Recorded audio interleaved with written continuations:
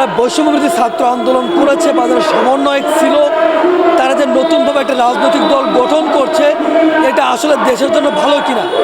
আমি বলবো অবশ্যই ভালো। কারণ কি, আপনারা দেখেছেন আওয়ামী লীগের আমল, দেখেছেন বিএনপির আমল।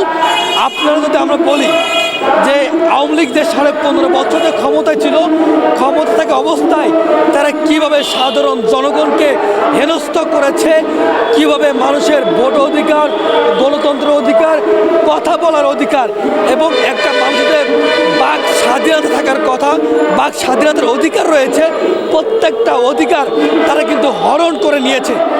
আজকে আমরা যারা ছাত্র জনতা রয়েছি, আমরা কিন্তু সেই স্বৈরাচার শেখ হাসিনার হাত থেকে বাংলাদেশকে রক্ষা করার জন্য আমরা ছাত্র জনতা ঐক্যবদ্ধভাবে রাজপথে আন্দোলন সংগ্রাম করেছি এবং আমরা যারা সহযোগিতা রয়েছি, আমরা শরীরে রক্ত দিয়েছি, আমরা আহত হয়েছি।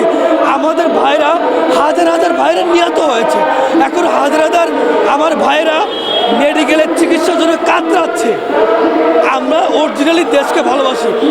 আপনারা জানেন এই ফ্যাসিস্ট স্বৈরাচার শেখ হাসিনাকে তাড়াতে কিন্তু বিএনপি বলেন, জামাত বলেন এবং বিভিন্ন রাজনৈতিক দল নেতাকর্মীরা ব্যর্থ হয়েছে, কিন্তু আমরা ছাত্র জনতারা কিন্তু ব্যর্থ হয় নাই।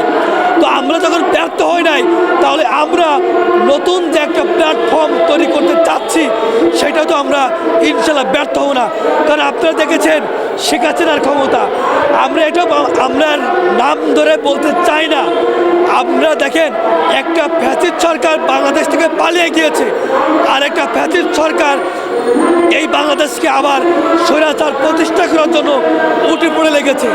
আবার স্বৈরাচার শেখ হাসিনার মতো চাঁদাবাজি, দখলদারি ইত্যাদি ইত্যাদি যে কর্মকাণ্ডগুলো চালাচ্ছে।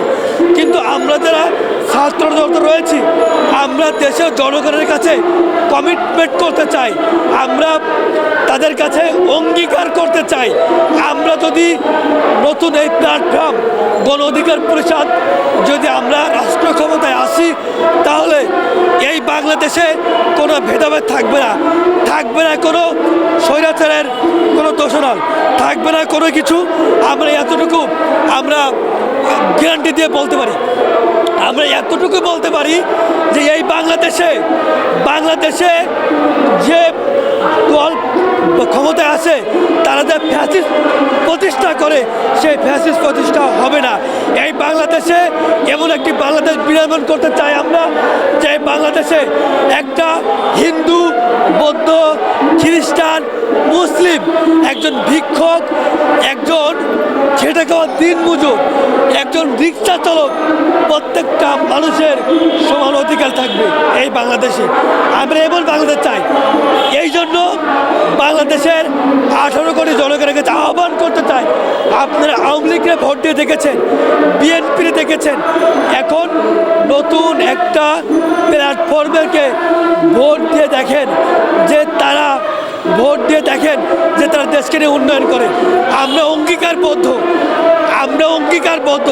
আমরা 24-এর সৈনিক, আমরা অঙ্গীকারবদ্ধ এই বাংলাদেশে এই আওয়ামী লীগ, বিএনপি বা জামাত যেটাই বলেন, বাইরে একটা রাজনৈতিক দল যদি উঠে আসে, সেটা দেশের জন্য হবে কল্যাণকার। আপনারা আমাদেরকে সময় দেন, আমাদেরকে সাপোর্ট করুন, আমরা দেশকে পরিবর্তন করে দেবো ইনশাল্লাহ।